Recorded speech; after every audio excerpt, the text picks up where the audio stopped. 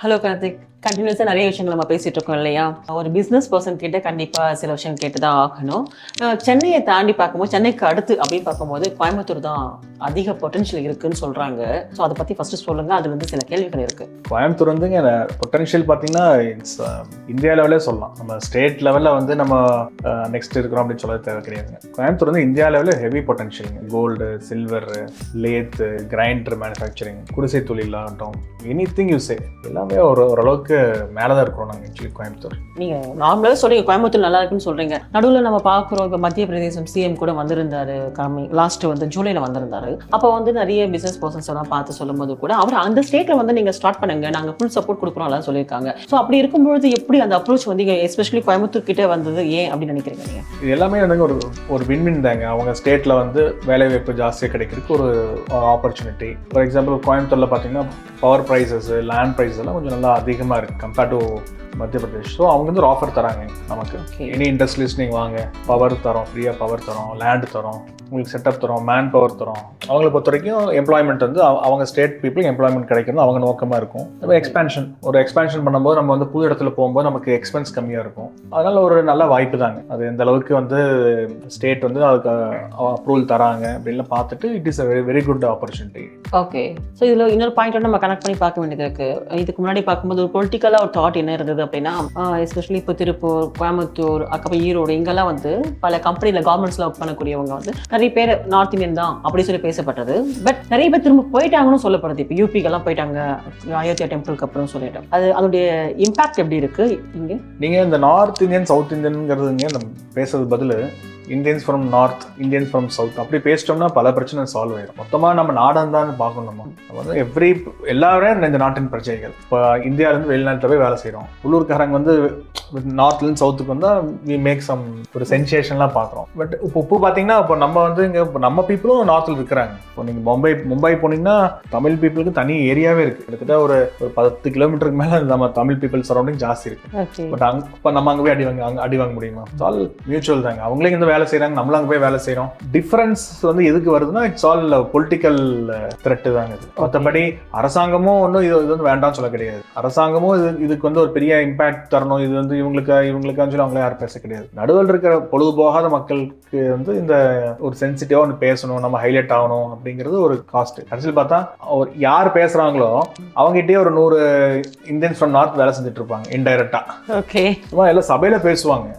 அதே மாதிரி இதெல்லாம் ஒன்றும் இல்லைங்க. இப்போ அகெயின் யூபிக்கு நிறைய பேர் போறாங்க அப்படின்னா அங்கேயே வேலை வாய்ப்புகள் வந்து விதவிதமாக ஜாஸ்தி ஆகிட்டு இருக்கு. ரீசெண்டாக பார்த்தீங்கன்னா நார்த்லேயும் வந்து எக்ஸ்பேன்ஷன், ரோட் டெவலப்மெண்ட்டு, பெரிய பெரிய ஃபார் எக்ஸாம்பிள் ஆப்பிள், சாம்சங், இந்த மாதிரி நிறைய கம்பெனிஸ் அங்கேயும் ஷிஃப்ட் ஆகிட்டே இருக்கு. ஸோ இப்போ பீப்புள் வந்து அங்கேயே ரெக்யர்மெண்ட்ஸ் இருக்குங்க.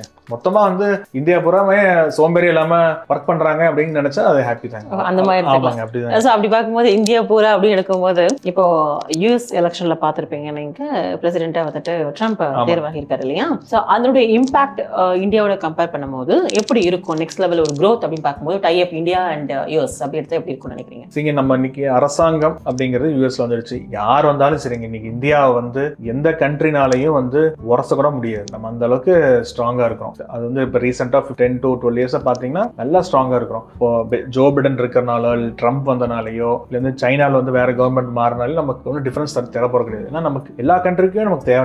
நம்ம பாப்புலேஷனும், நம்ம பிரெயின், நம்ம நாலேஜ், அந்த ரன்னிங் மிஷின் சொல்லுவாங்கல்ல, எல்லா கண்ட்ரிக்கும் தேவை. இன்னைக்கு இன்னைக்கு வந்துங்க மணி மேக்கர்ஸ். நம்ம அதாவது நல்லா தான் இருக்குங்க. இன்னும் கொஞ்சம் பெட்டரா கூட இருக்க சான்ஸ் இருக்கு. ஏன்னா ட்ரம்ப், மோடிஜி எல்லாம் பாத்தீங்கன்னா நல்ல ஒரு திக் ஃப்ரெண்ட்ஸ் மாதிரி கூட நிறைய இடத்துல பாக்குறோம். பட் அவர் வந்து ஒயிட்டிஷ்க்கு வந்து ரொம்ப ப்ரிஃபரன்ஸ் கொடுப்பாரு. பட் மைட் பி எல்லா சிச்சுவேஷன் மாறிடுச்சுல்ல. இப்போ அவருக்கு 5 years கேப் ஆயிடுச்சுல்ல. ஸோ அவரும் கொஞ்சம் பிளெண்ட் ஆகி விசாஸ் எல்லாம் கொஞ்சம் ஃப்ரீயா விசா விடலாம், நிறைய பேர் வந்து போகலாம் அமெரிக்காவுக்கு. அந்த மாதிரிலாம் வாய்ப்புகள் கிரியேட் ஆகும் கண்டிப்பா. இப்போ உலக போர் நடக்கும்னு சொல்லிட்டு பயமுறுத்திட்டே இருக்கிறாங்க. அதெல்லாம் நடக்காம சிச்சுவேஷன் வந்து கொஞ்சம் செட்டில் ஆகும். ஸோ அப்போ புத்தின் ஒரு பக்கம், மோடி ஒரு பக்கம், இன்னொரு பக்கம் வந்து ட்ரம்ப், இந்த காம்போ வந்து நல்லா இருக்கும் சொல்றீங்க. சூப்பரா இருக்குங்க. நீ சைனா கூட சேர்ந்துப்பாங்க. ஏன்னா வழி இல்ல. இன்னைக்கு நான் சொல்றேன் பாத்தீங்களா, எதிரியா இருந்தாலும் நம்ம உடனே சண்டை போட்டு அழிச்சிடக்கூடாதுங்க. ஒரு டைலாக்ல இருக்கணும். எதிரியா இருந்தாலும் ஒரு டைலாக்ல இருக்கணும். அப்பதான் வந்து எல்லாருமே முன்னேறுவோம்.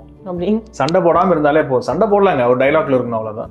இன்னைக்கு எல்லா கண்ட்ரியுமே வந்து இப்போ எல்லாம் போர் நடத்தாங்க, விமானப்படை தாக்குதல் நடத்தாங்க, வேற தாக்குதல் பண்ணாங்க. இது எல்லாமே ஒரு டைமிங், அவங்க ஈகோ சாட்டிஸ்ஃபை பண்றதுக்கு நடந்திருக்கு. இனிமேல் ஈகோ சாட்டிஸ்ஃபை பண்றதுக்கு எங்கேயாச்சும் ஏதாச்சும் இருக்கணும் இல்ல? ஆமா, இப்போ இந்திய எல்லையில இருந்தும் சரி, அப்போ அதே மாதிரி சைனா எல்லைன்னு பார்க்கும்போது எல்லாமே பேக் எடுத்துட்டாங்க அந்த இடத்துல. அது சொல்ல வரீங்க கிட்டத்தட்ட. ஆமா, கண்டிப்பாங்க. இப்போ நீங்க பிசினஸ்ல இருக்கீங்க, நிறைய விஷயங்கள் பார்த்துக்கிட்டு இருக்கீங்க, எக்ஸ்போர்ட் அதையும் உங்களுக்கு தெரியும், கோல்ட் அண்ட் சில்வர்ஸ்லயும் இருக்கீங்க இல்லையா? ஸோ அந்த பிசினஸ் இப்போ இருக்கக்கூடிய கரண்ட் சுச்சுவேஷனுக்கு ஏற்ற மாதிரி சொல்லுங்க, அந்த டெவலப்மெண்ட் எப்படி இருக்குங்க ஆக்சுவலா? அதாவதுங்க, வால்யூம் வைஸ் பார்த்தீங்கன்னா குறைஞ்சிருக்குங்க டோட்டல் இண்டஸ்ட்ரி. இன்னைக்கு வந்து கோல்டு வந்து பார்த்தீங்கன்னா பவுன் வந்து 35,000-40,000 இருந்திருக்கு ஒரு 2 இயர்ஸ் முன்னாடி. இன்னைக்கு தங்கம் பார்த்தீங்கன்னா பவுன் வந்து நியர் அபவுட் 62,000 இருக்கு. வெள்ளி பார்த்தீங்கன்னா 100 ரூபாய் டபுள் ஆயிருக்கு. வால்யூம் வந்து அப்படியே கம்மியா இருக்கு. அதாவது வந்து குவான்டிட்டி வைஸ்ல, ஃபார் எக்ஸாம்பிள் மக்களோட ஹேபிட் என்னன்னா 5 பவுன் 10 பவுன் 20 பவுன் வாங்குற ஹேபிட் இருக்காதுங்க. அவங்க ஹேபிட் வந்து 5 லட்ச ரூபாய்க்கு வாங்கணும், 10 லட்ச ரூபாய்க்கு வாங்கணும், 5 லட்ச ரூபாய்க்கு வாங்கணும். இந்த ஹேபிட் அவங்களுக்கு இருக்கும். அந்த பணத்துக்கு எவ்வளவு பவுன் வாங்கணுங்கிறது தான் அவங்களோட தாட் இருக்குங்க. இப்போ வராங்க, ஃபார் எக்ஸாம்பிள் ஒரு 10 லட்ச ரூபாய் வச்சிருக்காங்க வச்சுக்கோங்களேன். 10 லட்ச ரூபாய்க்கு வந்து ஒரு 2 இயர்ஸ் முன்னாடி ஒரு 30 பவுன் வாங்குறாங்க வச்சுக்கோங்க. இன்னைக்கு வந்து 15 பவுன் தான் வாங்க முடியும்னா அந்த 15 பவுன் தான் சேல்ஸ் ஆகும். ஒரு 2 வருஷம் முன்னாடி 10 லட்ச ரூபாய்க்கு வந்து 30 பவுன் சேல் ஆச்சு. இன்னைக்கு வந்து 5 பவுன் 18 பவுன் தான் சேல் ஆகும். அதாவது வந்து கேஷ் வேல்யூ பாத்தீங்கன்னா அதே பிசினஸ் இருக்குங்க, வால்யூம்ல பாத்தீங்கன்னா குறைஞ்சிருக்குங்க. ஓகே, அப்ப எப்படிங்க இப்போ கேஷ்ல மட்டும் அதே லெவல் இருக்கு அப்படின்னா, அப்போ ஒருத்தரோட டெவலப்மெண்ட் அப்படி பார்க்கும்போது, எக்கனாமிக் க்ரோத்னு பார்க்கும்போது அப்ப அதே லெவல் தான் மெயின்டைன் ஆகி எடுத்துக்க முடியுமா? மக்கள் வந்து தங்கம் வெள்ளி வாங்காதனால வந்து வளர்ச்சி அடையலைங்கிறது வந்து அது வந்து ஒரு மித்து. மக்கள் வந்து எல்லா விஷயத்தையும் செலவு பண்ண ஆரம்பிச்சிட்டாங்க. ஒரு கொரோனா முன்னாடி பாத்தீங்கன்னா எல்லாருமே சேவிங் மோடு, இடம் நிலம் தங்கம் வைரம் எல்லாம் ஒரு பாக்ஸ்குள்ள போட்டு வைக்கணும், அப்படியே போட்டி. அதாவது வந்து எனி லேடிஸ் இந்த India they will have one habit, சேகரிப்பு கூட கிடையாது. என்ன சொல்ல, ஒரு லைப்ரரி மாதிரி வச்சுட்டே இருக்கணும். அது 5 போனோம் 10 போனோம் 20 போனோம். பட் இன்னைக்கு வந்து இந்த கொரோனாக்கு அப்புறம் பாத்தீங்கன்னா டூரிஸ்ட் டெவலப் ஆயிருக்கு. அப்புறம் லாவிஷ் எக்ஸ்பென்ஸ் ஜாஸ்தியா இருக்கு. டிரான்ஸ்போர்ட், ஃபிளைட்டு, உலகம் சுற்றுறது இதெல்லாம் நிறைய டெவலப் ஆயிடுச்சு. கேம்ஸ் எல்லாம் டெவலப் ஆயிருக்கு. வேற வேற கார்டர் வந்துருச்சு இன்னைக்கு ஸ்பெண்ட் பண்றதுக்கு மக்களுக்கு. ஓகே, அதாவது மோகம் கம்மியாகலன்னு சொல்ல கிடையாது, மற்ற விஷயத்துலயும் மோகம் வந்து ஜாஸ்தி ஆயிடுச்சு மக்களுக்கு. ஓகே, இப்போ நீங்க சொன்ன மாதிரி இப்போ கோல்ட் ரேட் வந்துட்டு ஒரு பக்கம் இன்க்ரீஸ் ஆகிட்டே போயிட்டு இருக்கு. பட் சில்வர் பார்க்கும்போது அது ஒரு லெவலை தாண்டி போகாத மாதிரி இருக்கு. பட் லாஸ்ட் ஒரு 2 to 3 monthsல பார்க்கும்போது இன்க்ரீஸ் ஆயிருக்கு. இது நம்ம இது எப்படி என்ன அண்டர்ஸ்டாண்டிங்ல எடுத்துக்கலாம்? இன்னும் வரக்கூடிய காலகட்டத்தில் வந்து சில்வரோட ரேட் இன்க்ரீஸ் ஆகும் எடுத்துக்கலாமா, இல்ல கோல்டு மட்டும் போயிட்டே இருக்க எடுத்துக்கலாமா? சரிங்க, சில்வர் ஆகட்டும் கோல்டு ஆகட்டுங்க, அதாவது வந்து ஒரு 5000 இயர்ஸ் பின்னாடி போய் பார்த்தோம் வச்சுக்கோங்களேன், சில்வர் கோல்டு வந்து ஈக்குவல் கூட கிடையாது. சில்வர் வந்து ஒரு படி மேலையும் கோல்டு கீழே இருந்தது. அந்த மாதிரிலாம் ஹிஸ்டரி இருக்குங்க. மக்கள் நம்மளா டிசைட் பண்றாங்க, நம்ம என்ன டிசைட் பண்றோமோ அதுக்கு வேல்யூ இருக்கும். ஃபார் எக்ஸாம்பிள் இன்னைக்கு நம்ம கோல்டுக்கு வந்து மக்களுக்கு வந்து ஒரு கிரேஸ் உலகம் பூரா அதுக்கு வேல்யூ ஜாஸ்தி ஆயிடுச்சு, ரேட் ஜாஸ்தி ஆயிடுச்சு. அதே மாதிரி இப்போ சமீபத்தில் பார்த்தீங்கன்னா சில்வர் மேலே மோகம் ஜாஸ்தி ஆயிடுச்சு. அதே மாதிரி சில்வர்ல வந்து இண்டஸ்ட்ரியல் பர்பஸ்க்கு நிறைய வந்து கொள்முதல் பண்ண ஆரம்பிச்சிட்டாங்க. So solar energy, electric vehicle, electronics இதெல்லாம் சில்வர் வர ஆரம்பிச்சிருச்சு. ஸோ இந்த குவாண்டம் ஆஃப் யூசேஜ் வந்து சில்வர்லையும் ஜாஸ்தி ஆயிடுச்சு. அதனால சில்வர் பிரைஸ் ஏறிட்டே இருக்கு. One is because of commercial demand, one because of the trade, industrial ட்ரேடுங்க. இன்னும் கொஞ்சம் அண்டர்ஸ்டாண்டிங்ல எடுத்துக்கிறோம் அப்படின்னா, இப்போ கோல்டு வாங்கக்கூடியவங்க வந்து காமனா மக்கள் வாங்குறாங்க. அது வந்து ஒரு பர்சனல் யூசேஜுக்காக இருக்கும், இன்வெஸ்ட்மெண்ட்டுக்காகவும் இருக்கு. சில்வர் வந்து இப்போ நீங்க சொல்ற மாதிரி கமர்ஷியல் டிமாண்ட் இருக்குன்னு சொல்ல வரீங்க. இண்டஸ்ட்ரியிலும் யூஸ் பண்றாங்க, மக்களும் யூஸ் பண்றாங்க அப்படின்னா அதோடைய நெக்ஸ்ட் லெவல் டெவலப்மெண்ட் வந்து ஆகாம தானே பாத்துக்கிற மாதிரி இருக்கும். ஆகாதுல்ல, போகாதுல்ல, சில்வர் ரேட் இன்க்ரீஸ் ஆகாதுல்ல. இது அதாவது சில்வரும் கோல்டு ஆகட்டும், இது வந்து ஒரு மைண்ட்ல இருந்து வரது தான். அதாவது வந்து தண்ணி மாதிரி தான், இது ஊறிட்டே இருக்கும். இந்த டிமாண்ட் சப்ளை எல்லாம் பாத்தீங்கன்னா இட் இஸ் அ லாபி. அதாவது வந்து இது வந்து ஒரு பெரிய லாபிங். இது நீங்க அதுக்குள்ள போனீங்கன்னா அது ஒரு பெரிய சப்ஜெக்டா பேசலாம். அது ஓகே, இன்னைக்கு வந்து ரேட்டை கண்ட்ரோல் பண்றதும், மைனிங்கை ஸ்டாப் பண்றதும், டிமாண்ட் சப்ளை வந்து பேரிட்டி மெயின்டைன் பண்றதா இதோட மோகம். இன்னைக்கு பாத்தீங்கன்னா மைனிங் பண்ணும்போது இன்னைக்கு கோல்டு மைன் பண்ண கிடைச்சிட்டே தான் இருக்கு, சில்வரும் கிடைச்சிட்டே இருக்கு, எனி மெட்டல் கிடைச்சிட்டு இருக்கு, கிடைக்காத பொருள்னு கிடையாது. இப்போ வந்து இப்போ எங்கேயுமே மைனிங் ஸ்டாப் பண்ண கிடையாது, எங்கேயுமே வந்து புது மைனிங் ஓப்பன் ஆகாமல் இல்லை, புது மைனிங்கும் ஓப்பன் ஆகுது, பழைய மைனிங் ஒன்று டீப்பா போயிட்டு இருக்காங்க. நம்ம கண்ட்ரில கிடையாது, வேற வேற கண்ட்ரில போயிட்டு இருக்காங்க. கொலம்பியா, பொலிவியா, பெருவெல்லாம் நல்லா போயிட்டு இருக்குது, நல்லா டீப்பா போயிட்டு இருக்காங்க. ஸோ இருந்தாலும் வந்து ஒரு கிங் மேக்கர்ஸ், லாபி மேக்கர்ஸ் நிறைய பேர் இருப்பாங்க. அவங்க வந்து ஒரு மைனை வந்து அவங்களாவே வந்து டாமினேட் பண்ணுவாங்க. ஒரு கண்ட்ரியை, ஃபார் எக்ஸாம்பிள் ஒரு கானா எடுத்துக்கோங்க, பெரு எடுத்துக்கோங்க, அந்த கண்ட்ரியை அவங்க வந்து வளைச்சு போடுவாங்க. அந்த அளவுக்குலாம் மசில் பவர் இருக்கிறவங்க இதெல்லாம் செய்யலாம். ஸோ அவங்களுக்கு வந்து அந்த லாபி, இந்த கோல்டு ரேட்டு சில்வர் பிரைஸ் இறக்கவே மாட்டாங்க. பிகாஸ் அவங்க ஸ்டாக் நிறைய இருக்கு, அவங்க திருப்பி வாங்குறதுக்கு மசில் பவர் இருக்கு. தங்கம் கீழே வாங்கிட்டு வந்துருக்காங்க, கீழ் ரேட்ல வாங்கிட்டு வந்துட்டு இருக்காங்க. அகைன் மசில் பவர் வச்சு வாங்குறாங்க. அகைன் ரேட் இறங்காது, they will hold it. இப்போ சில்வர் பார்க்கும் ஒரு கிராம் வந்து ஒரு 86 rupees 82 அந்த ரேஞ்சுக்கு வந்து 3 months முன்னாடி இருந்தது. இந்த 2 monthsல வந்துட்டு இப்போ 100 கிராஸ் பண்ணி போயிருக்கு இல்லையா? ஸோ அந்த டைம்ல சிலர் வாங்கினவங்களுக்கு வந்து இப்போ பயங்கர லாபமா இருக்கும், ஓகே தான். ஆனா சடனா இந்த அளவுக்கு இன்க்ரீஸ் ஆகும்போது இந்த இடத்துல இப்போ எப்படிப்பட்ட லாபி இருக்குன்னு எடுத்துக்கலாம், இல்ல ஃபர்தராவும் இன்க்ரீஸ் ஆகுமா? டிமாண்டுங்க. நீங்க வாங்குறதுனால தான் ரேட் ஏறுதுங்க. அப்ப இந்த 2 monthsல யார் அப்படி வாங்கியிருப்பாங்க ரேட் ஏறி? மக்கள் தான். இந்தியா பூரா வாங்கியிருக்காங்க, சைனா வாங்கியிருக்காங்க, டர்க்கி வாங்கியிருக்காங்க. Any specific reason? ஏன்னா கோல்டு ஒரு பக்கம் இருக்கும்போது சென்செக்ஸ் எடுத்துக்கோங்களேன், அப்படியே மெதுவா ஏறிட்டே இருக்கும். டக்கு வந்து ஒரு அடி அடிச்சானா டவுன் ஆயிரும். அதாவது ஏறும் போது பாத்தீங்கன்னா ஆனந்த கண்ணீர் வரும், இறங்கும் போது ரத்த கண்ணீர் தான் வரும். ஷேர் மார்க்கெட் ட்ரேடிங் இருக்கான்னு வச்சுக்கோங்களேன், அவங்களோட என்ட்ரி பண்ணுவாங்க, ஒரு இடத்துல எக்ஸிட் ஆவாங்க. அந்த இடத்துல அவங்களுக்கு கான்ஃபிடன்ட் வர வரைக்கும் அந்த ஃபண்ட் பூரா எங்க டெப்ளாய் பண்ணுவாங்க. இப்போ நீங்க நினைக்கிறீங்க சில்வர் வந்து இந்த வெசல்ஸ், ஆர்டிஃபேக்ட்ஸ், இந்த கோல்டு ஜுவல்லரி அப்படி கிடையாதுங்க. அதுக்கு மேலே பாண்ட் இருக்கு, அதுக்கு மேலே வந்து கோல்டு புள்ளினா வாங்கி வைக்கலாம். ஒரு பணம் என்ட்ரி பண்றோம் வேற பிசினஸ்ல, எக்ஸிட் ஆகிறோம், அந்த பணம் இருக்கு. அப்புறம் வந்து அந்த இங்க சென்டிமெண்ட்டும் இருக்கு. அப்ப என்ன செய்வாங்க மக்கள், சரி வாங்குங்க, ஒரு இடம் விற்கிறாங்க, 50 பவுன் வாங்குங்க அப்படிம்பாங்க. திருப்பி அவங்களுக்கு எப்போ ரெக்யர்மெண்ட்டோ அப்போ தங்கத்தை வச்சுட்டு பண்ணுவாங்க. ஓகே, நம்ம ஒரு ஜட்ஜ்மெண்ட்டுக்கே வந்துடலாம். கோல்டு அண்ட் சில்வர் இது ரெண்டும் பார்க்கும்போது எதுல இன்வெஸ்ட் பண்ணா பெட்டர் நினைக்கிறீங்க? இப்போ நான் வந்து எங்ககிட்ட சில்வர் கடையும் இருக்கு, கோல்டு கடையும் இருக்கு. இங்க சில்வர்ல உட்காந்து பேச என்ன பதில் சொல்றது உங்களுக்கு? பட் இருந்தாலும் நான் ஹானஸ்டா சொல்றேன், கோல்டு இஸ் ஆல்வேஸ் கோல்டு தாங்க, டவுட் கிடையாது. ஓகே, அதோட இன்வெஸ்ட்மெண்ட் வந்து அதோட ப்ரைடு, அதோட எமோஷன்ஸ் எல்லாமே வந்துங்க வேற லெவல் இருக்கு. அதெல்லாம் சில்வர் வந்து இப்போ வந்து ரிச்னஸ் காட்டுது. இப்போ ஒரு வீட்டுக்குள்ள வந்து பூஜை இருக்குன்னா அந்த பூஜை வந்து வேற மாதிரி டெக்கர் பண்ணலாம், ஹால் டெக்கர் பண்ணலாம், எல்லாம் சில்வர் சோஃபா, சில்வர் ட்ராலி, என்ன மாதிரி வந்துருச்சு நம்ம கடையில் எல்லாம் இருக்கு. அந்த மாதிரி நிறைய எக்ஸ்ப்ளோர் பண்ணலாம். ஓகே, அது வந்து ஃபார் எமோஷன்ஸ், இது ஃபார் எக்ஸ்ப்ளோரிங் அப்படி வச்சுக்கலாம். அப்படியே வச்சுக்கலாம். பட் சில்வர் ஜுவல்ஸ் நிறைய வச்சிருக்கீங்க. சில்வர் ஜுவல்ஸ் ஏராளம் வந்துருச்சுங்க. இன்னைக்கு ட்ரெண்ட் வந்துங்க, அதாவது ஃபர்ஸ்ட்ல பாத்தீங்கன்னா ஈகோ இருக்கும் லேடிஸ்க்கு வந்து, நான் வந்து கோல்டு தான் அணிவேன், நான் சில்வர் அனுப்பிச்சா எனக்கு இமேஜ் போயிடும் அப்படின்னு. இப்போ நாங்களே கஸ்டமர்ஸ்ட்ட பேசணும், நானே சொல்லுவேன், நான் எதுக்கு நீங்க இவ்வளவு ஃபீல் பண்றீங்க, பெருமையா நீங்க, அதுவும் ஒரு மெட்டல் தானே, சில்வர் ஒரு மெட்டல் தானே, அதுவும் வந்து ஒரு காலத்துல வந்து ரெண்டும் ஈக்குவலா இருந்த ரேட் தான். என்ன சொல்லுவோம், சில்வரோட கோல்டு கம்மியா. என்ன சொன்னா உங்கள்கிட்ட, நீங்க கான்ஃபிடண்டா போடுங்க, எது போட்டிருக்கீங்களோ சொல்லுங்க, ஐ வேரிங் சில்வர் ப்ரௌடா சொல்லுங்க, உங்களுக்கு எவ்வளவு வெரைட்டிஸ் கிடைக்கும், எத்தனை வேரியன்ட்ஸ் கிடைக்கும், அதெல்லாம் என்ஜாய் பண்ணுங்க. நீங்க இப்போ நீங்க கோல்ட்ல வந்து நீங்க ஃபார் எக்ஸாம்பிள் வருஷத்துக்கு நீங்க 5 பவுன் 10 பவுன் தான் வாங்க முடியும் அப்படின்னா, இதுவும் கொஞ்சமா வாங்கிக்கோங்க. அட்லீஸ்ட் ஒரு ஃபங்க்ஷன்ஸ்லாம் போகும்போது மாத்தி போட்டுக்கலாம். நீங்க போடுற ஜுவல்ஸ் தான் உங்களுக்கு இமேஜ் வராது அப்படின்னு ஒரு கஸ்டமர் ஆர்கியூ பண்ணிருக்கேன் நான். அந்த இமேஜ்ங்கிறது உங்களுக்கு வேண்டியதான். நீங்க காப்பர் போட்டாலும் ரசிப்பாங்க உங்க க்ரௌடு. சில்வர் வந்து தைரியமா போடுங்க நான் சொல்லுவேன். நான் கோல்டு வந்து வாங்குங்க, தப்பு கிடையாது, அதுதான் வாங்கணும். அக்கேஷனலா இந்த வேற மேட்சிங்க்கு, ட்ரெஸ் மேட்சிங், சாரி மேட்சிங்க்கு, கார்பரேட் ஈவெண்ட்ஸ்க்கும், டிஃபரன்ஸ் வெரைட்டிஸ் ஆஃப் ஈவெண்ட்ஸ்க்கு அந்த மாதிரி ப்ராடக்ட் இருந்துச்சு சில்வர்ல. ஓகே, மக்கள் இப்போ வாங்க ஆரம்பிச்சிட்டாங்க. நல்ல விஷயங்க. இவ்வளோ நீங்கள் ஓப்பனாக பேசும்போது கண்டிப்பாக பார்க்கக்கூடியவங்களே திங்க் பண்ணுற மாதிரி தான் இருக்குது. Really great. இப்போ கோல்டு பற்றி பேசும்போது சம்மந்தப்பட்ட இன்னொரு கேள்வி உங்கள்கிட்ட கேட்க, காமனாக வந்து இந்த செய்கூலி சேதாரம் அப்படின்னு சொல்கிறாங்க இல்லையா, இன்னைக்கு வரைக்கும் கிளாரிட்டியே இருக்க மாட்டேங்கிறது. அது வந்து காமெடியாக கூட சில விஷயங்கள் வருது. செய்கூலி சேதாரம், இப்போ சேதாரம் ஆச்சுல அந்த கோல்டு திரும்ப கொடுங்கன்னு கேட்குறாங்க. என்ன செய்கூலி சேதாரம்னா எதுக்காக நம்ம கோல்டு வாங்கும் போது அதுக்கும் சேர்த்து காசு வாங்குறாங்க, அதுக்கு கூட கிளியரா சொல்லிடுங்க. சரிங்க, செய்கூலி சேதாரம் அப்படிங்கிறது ஒரு கல்ச்சர். அதாவது வந்து அந்த காலத்துல பாத்தீங்கன்னா டெக்னாலஜிங்கிறது டாமினேஷன் வந்து இப்பதான் ரீசெண்டா ஒரு 15 இயர்ஸ் தான் டெக்னாலஜி வந்து கோல்டு இண்டஸ்ட்ரியில இவ்வளவு டாமினேஷன்.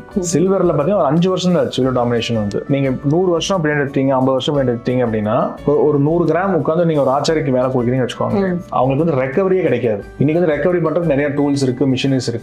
ரெக்கவரி கிடைக்காத செய்யும்போது கீழே விழுகும். அதை கலெக்ட் பண்றதுக்குலாம் டெக்னாலஜி இல்ல, அதெல்லாம் வேஸ்டா தான் போயிடும். ஆமா, கண்டிப்பா ரோட்டுக்கு தான் போகும். அப்படியே கோல்டு நீங்க ஒரு 30 இயர்ஸ் 40 இயர்ஸ் முன்னாடி இந்த மாதிரி ஃபேக்டரி செட்டப்லாம் இருக்காது. ஒரு சின்ன பட்டறை இருக்கும், ஆச்சாரிகள் உட்காந்துட்டு இருப்பாங்க, ஃபேமிலி பீப்புளா உட்காந்துட்டு இருப்பாங்க, அங்கேயே பட்டறை இருக்கும். நைட் வந்து அந்த மேசை எடுத்து வச்சிட்டாங்கன்னா அது பெட்ரூம், மத்தியானம் வந்து கட்டில நினைச்சு வச்சிட்டாங்க கிச்சன். அந்த மாதிரிதான் வந்து இது குடிசை தொழில் மாதிரி இருந்திருக்கு ஒரு பீரியட்ல எல்லாம். அப்ப வந்து ஒரு ஆச்சாரி வந்து 4 பேர் இருக்காங்க, ஃபேமிலி மெம்பர்ஸ் இருக்காங்க, 100 கிராம் நம்ம வேலை ஒரு 10 பவுன் 5 வேலை கொடுக்குறோம் அப்படின்னா ஆட்டோமேட்டிக்கா வந்து அவங்களுக்கு வேஸ்டேஜ் வந்து நிஜமாவே போயிடும், ரெக்கவரியே கிடைக்காது. ஒரு 10 நமக்கு வந்து அந்த காலத்துல ஆச்சாரிக்கு வந்து ஒரு 10% நமக்கு வேஸ்டேஜ் கொடுக்குறோம் வச்சுக்கோங்க, 3% தங்கம் வந்து ரோட்டுக்கே போயிடும். இன்னைக்கு எங்க கோயம்புத்தூர்ல சுத்தி இந்த ஆச்சாரி இருக்கிற ஏரியால பாத்தீங்கன்னா இன்னைக்கே வந்து நைட் வந்து இந்த டிச்சில் இருக்கிற எல்லா மட்டையும் எல்லாமே கலெக்ட் பண்ணி அதை செக்ரிகேட் பண்ணி அதை வந்து ப்ராசஸ் பண்ணி தங்கம் எடுப்பாங்க. இப்பயும் இருக்கு. அதான் அந்த காலத்துல வந்து 100 கிராம் கிடைச்சா இன்னைக்கு 5 கிராம் கிடைக்கும். பட் இன்னைக்கு 5 கிராம் கூட வேல்யூ தானே. 5 × 8000 4000 ஆச்சு இல்ல. ஒரு பாமர மக்களுக்கு வந்து அது பெரிய வேல்யூ தானே. ஸோ அந்த சேதாரம் வந்து கலெக்டே பண்ண முடியாத காலத்துல இருந்தப்ப சேதாரம் சொல்லியிருக்கிறோம். இப்போ இன்னைக்கு டெக்னாலஜி டெவலப் பண்ணதுக்கு அப்புறம் நான் வந்து எம்சின்னு சொன்னா ஒத்துக்க மாட்டாங்க, ஜனங்களுக்கு புரியாது. இது வந்து இட்ஸ் அ மியூச்சுவல், அதாவது மக்களுக்கும் புரியும் கஸ்டமருக்கும் புரியும். சேதாரம் அப்படின்னு சொன்னாதான் அது வேல்யூ. அது இப்போ டெக்னாலஜி நல்லா வளர்ந்துருச்சு, மிஷின் சொல்றீங்க, அப்போ இன்னும் கூட அந்த மாதிரி வேஸ்ட் போகாது. ஆனா அந்த வேஸ்ட்டை வந்து ரெக்கவர் பண்றதுக்கு நாங்க டெக்னாலஜி இன்வெஸ்ட் பண்ணிருக்கோம். பட்டறையில் பண்றவங்க இன்னும் பண்ணிட்டே தான் இருக்காங்க. அவங்களும் அதை இம்ப்ரூவ் பண்ணிட்டாங்க. அந்த காலத்துல வேஸ்டேஜ் போச்சு, இந்த காலத்துல வேஸ்டேஜ் போகாது. அதான் ரெக்கவரி கிடைச்சிரும். அந்த ரெக்கவரிக்கு நிறைய செலவு பண்றோம். அதுல எக்ஸ்பென்ஸ் ஜாஸ்தி ஆயிடுச்சு. அந்த காலத்துல நாங்க 10% நாங்க வேஸ்டேஜ் 10% பண்ணா 3-4% நம்ம கைக்கே கிடைக்காது. இந்த மீதி 5% தான் அந்த பட்டறக்காரங்களும் நம்மளும் எல்லாம் ஷேர் பண்ணணும். வெளியிருந்து பார்க்கும்போது கோல்டு இண்டஸ்ட்ரி வந்து அப்படியே உங்களுக்கு என்ன பாப்புல கேட்பாங்க, அதெல்லாம் கிடையாதுங்க. It's very very toughest work. அதாவது எத்தனை பிரச்சனை, எவ்வளோ கஷ்டங்கள், எவ்வளோ நஷ்டங்கள், எவ்வளோ துக்கம் நிறைய இருக்குங்க. அதனால வந்து இந்த வேஸ்டேஜ்ங்கிறது வந்து இட்ஸ் ரீசனபிள். அதாவது வந்து இன்னைக்கு நிர்வாகம் பண்ணோம் மெயினா ஆச்சரிக்கு, அவங்க ஃபேமிலிக்கு, அவருக்கு, அவங்க க்ரோத்துக்கு, அதுக்கப்புறம் மிடில்மேன், அதுக்கப்புறம் பார்த்தீங்கன்னா ரீட்டைல் ஷோரூம்ல ஒரு 1000கணக்கான பேர் வேலைக்கு இருக்கிறாங்க. சின்ன கடை எடுத்தா அங்கேயும் ஒரு 50 பேர் வேலைக்கு இருக்கிறாங்க. இதெல்லாம் ROI வரணும்னா அந்த வேஸ்டேஜ்ங்கிறது வந்து இன்னைக்கு வந்து ரெக்கவர்டு தங்கம், பட் ஸ்பெண்டிங் நிறைய இருக்குங்க. அதனால it is valid thing. Okay, அப்போ நீங்க ஒன் டைம் இன்வெஸ்ட்மெண்ட் சொல்றீங்க, எக்யூப்மெண்ட் மேல நீங்க வாங்கியிருக்கீங்க, ஸோ அது குரோர்ல இருக்கலாம் இல்லையா? அப்போ ஒரு முறை பண்ணி முடிச்சிட்டீங்க, அப்போ ஏன் ரெகுலராகவே நீங்க அதே ஒரு டைம் என்ன பண்ணி முடிக்கிறோம்? நாங்க இன்வெஸ்ட்மெண்ட் டெக்னாலஜி வாங்குறோம். இன்னைக்கு ஒரு 5 கோடி டெக்னாலஜி வாங்குறோம்.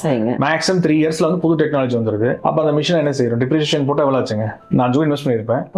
3 வருஷம் கழிச்சு டிப்ரிசியேஷன் போட்டு அதுல 40% போயிடும். புது மிஷின் வந்துச்சுன்னா இன்னொரு 20% அதுல மாடல்ல போயிடும். அப்ப நான் போட்ட முதல்ல என்ன ஆகுதுங்க? அப்ப இது பருத்தி மூட்டை கூடாரத்திலே இருக்கலாம் அப்படி சொல்ற மாதிரி, அப்ப பட்டறையே இருந்துட்டு போகலாம் இல்லைங்க? அப்ப ஏங்க டெக்னாலஜி வரதான் உங்களுக்கு இவ்வளவு அட்வைஸ் போடுறீங்க? இப்ப நீங்களே கழுத்துல போட்டிருக்கீங்க, 2 இன்ச்சு தொங்கிட்டு இருக்கு. அது 10 வருஷம் முன்னாடி கிடைக்குங்களா? அது சின்ன விஷயமா இருக்கலாம். அது ஒரு தொங்கல் போட்டு கீழே வந்து ஒரு மிலிமினிஸ்டிக் கொடுத்து அதுக்கு ஒரு ஸ்டெட்டிங் கல் எல்லாம் வச்சிருக்காங்க. நீங்க அப்புறம் நீங்க டிஃபரன்ஸா கேட்கும் போது நான் வந்து இம்போர்ட் பண்ணும் இல்லையா? இம்போர்ட் பண்ணும்போது கஸ்டம்ஸ் டியூட்டி அது இது கட்டியா நான் கொண்டு வரேன் ப்ராடக்ட்டை. ஓகே, ஸோ அப்போ நேரா வரும், கடைக்கு வரும், வாங்குறோம்னா ஜிஎஸ்டி பில்லோட போட்டு செய்கூலி சேதாரம் எல்லாம் சேர்த்துக்கிறீங்க. ஆனா இந்த மாசம் இந்த சீட்டு பிடிக்கிற ஒரு கான்செப்ட் வந்து நகைக்கடையில் இருக்கு இல்லையா? அப்ப அங்க மட்டும் செய்கூலியில சேதாரம் இல்லைன்னு சொல்றாங்களா? அப்ப அது என்ன லாஜிக்? செய்கூலி சேதாரம் இல்லைங்கிறது வந்து செய்கூலி சேதாரம் எல்லாத்துக்கும் இருக்குங்க. நாங்க வந்து ஒரு சிட்டு நடத்துற கஸ்டமருக்கு நாங்க விட்டு கொடுக்குறோம் அப்படின்னா நாங்க விட்டு கொடுக்க கிடையாது, என் பேக்கெட் கொடுக்க கிடையாது.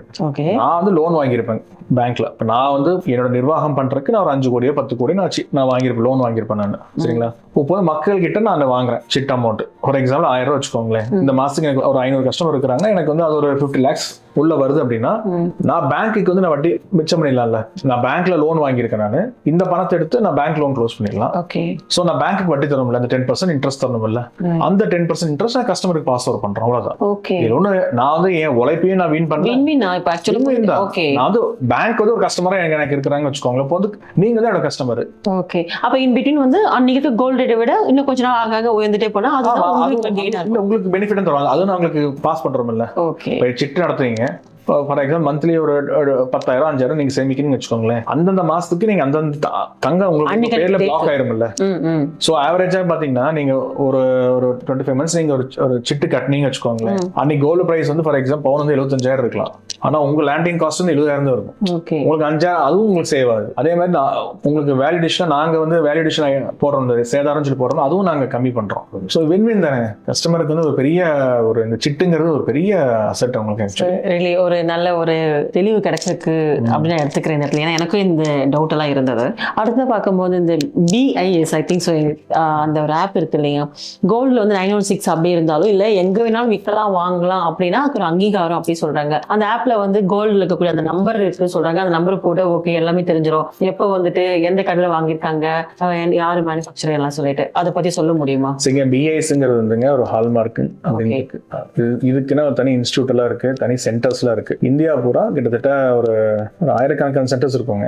இது வந்து நரேந்திர மோடி கவர்மெண்ட்ல வந்து அந்த ஹால்மார்க்கிங்ல இன்னும் கொஞ்சம் பெட்டர்மெண்ட் பண்றாங்க.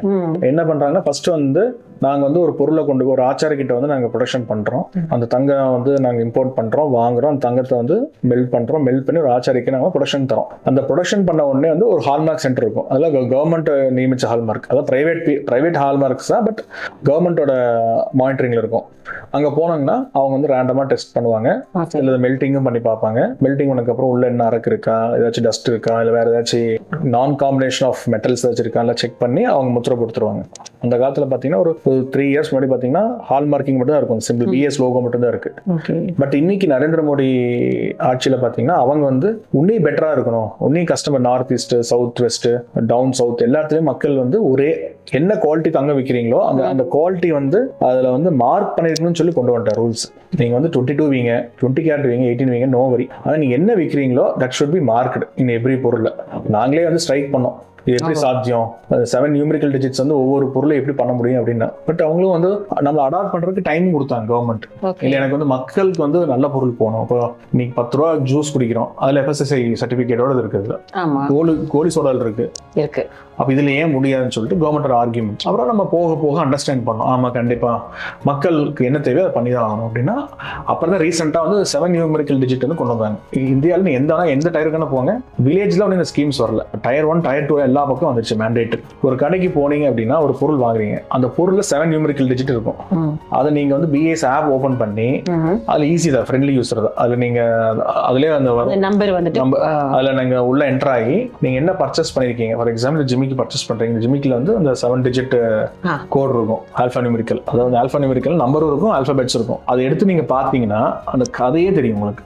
எந்த ஆச்சாரி தயாரிச்சாங்க, எந்த மேக்கு, எந்த ஊர்ல ப்ரொடக்ஷன் இருக்கு, இப்போ எங்க இருக்கு, எல்லாமே தெரிஞ்சிடும். ஸோ இன்னைக்கு வந்து தமிழ்நாடு எப்பவுமே வந்துங்க வெரி குட் குவாலிட்டிங்க தங்கம் வந்து compared to any part of India. Tamil Nadu வந்து வெரி வெரி டிரான்ஸ்பரண்டான ஒரு விஷயங்க. நம்ம கிட்ட இந்த 22 கேரட்டுங்கிறது வந்து ரொம்ப வருஷம் முன்னாடியே நம்ம ப்ராக்டிஸ் பண்ண ஆரம்பிச்சிட்டோம் தமிழ்நாட்டில். கொஞ்சம் மாறி இருக்கலாம், பட் இப்போ எல்லாமே கன்வெர்ட் ஆயிட்டாங்க. ஸோ தமிழ்நாடு பையர்ஸ் வந்து ரொம்ப ஹாப்பி.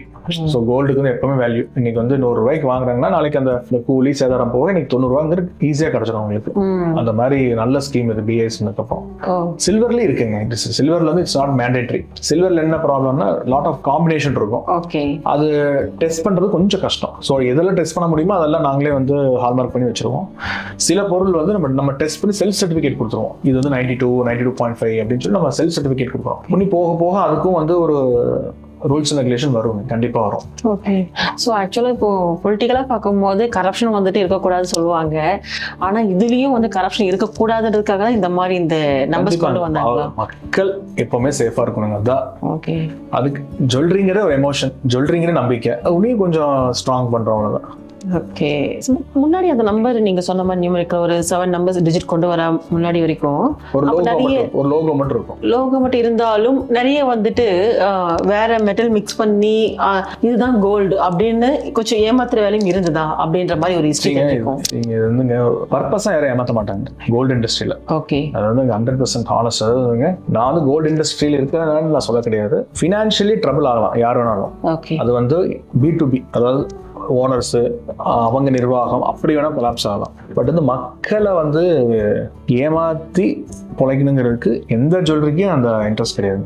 என்ன விற்கிறாங்களோ சொல்லியே வைப்பாங்க. இது 22, இது 20, இது 18. 22க்கு வந்து 62,000 ரூபா, இதுக்கு 55,000 ரூபா, இதுக்கு 40,000 ரூபா, இதுதான் ரேட். 14 கேரட்டா அதுக்கு என்னமோ ரேட் ரூபா கொடுத்துருவாங்க. தவிர்த்து 18 கேரட்டை கொண்டு போய் 22 ஆகும், 14 கொண்டு போய் 22 விற்க மாட்டாங்க. Very honest. Very great. So அப்போ வந்து மாசம் சிட்டு போகிற கோல்டுக்காக மட்டும் இல்லாமல் இப்போ சில்வருக்காகவும் கூட பண்ண ஆரம்பிச்சிட்டாங்க இல்லையா மக்கள்? கண்டிப்பா. சரிங்க, மக்களுக்கு வந்து இது சேஃப் ஹெவன். இது கோல்டு சில்வர் அவங்களுக்கு வந்துங்க எனிதிங், ஒரு திடீர்னு ஒரு ஆக்சிடென்ட் ஆகுது, திடீர்னு ஒரு காலேஜ் ஃபீஸ் கட்டணும், அவங்களுக்கு தேவை இருக்கோ இல்லையோ அந்த ஒரு இன்செக்யூரிட்டிக்கு வேண்டிய தங்கத்தை இன்வெஸ்ட் பண்ணிடுவாங்க. அவங்க வந்து அழகு பொருளா பாக்குறது ரெண்டாவது. First safety. தமிழ்நாடு பூரா வந்து அந்த upper middle class rich people விட்டுருங்க, அவங்க எல்லாம் பேஷனுக்கு வாங்குறாங்க. நான் சொல்றேன் common man, what you call the middle class, every middle class is a common man. அவங்க அந்த காமன் மேன் வந்து கோல்டு சில்வர் வாங்குறாங்க அப்படின்னா it is for purpose. Okay. அவங்க காட்ஸ் கிரேஸ் அந்த பர்பஸ் வந்து அவங்க சம்பாரிச்சிட்டோம். அது ஹேபிட். எப்பவுமே வந்து 1 கிராம் 1/2 கிராம் 1/4 கிராம் சேர்த்தது வந்து அவங்க ஹேபிட். ரியலி கிரேட்ங்க ஆக்சுவலி. ஸோ கோல்டு சில்வரில் வந்துட்டு இத்தனை விஷயங்கள் வந்து இருக்கு, அவ்வளோ இன்ட்ரெஸ்டிங்கான விஷயங்களா இருந்தது, அழகாக சொல்லியிருக்கீங்க. ஸோ பார்க்கக்கூடியவங்களுக்கும் ரொம்ப உபயோகமாக இருக்கும் அப்படின்னு நான் நம்புகிறேன். தேங்க்யூ கார்த்திக். தேங்க்யூ.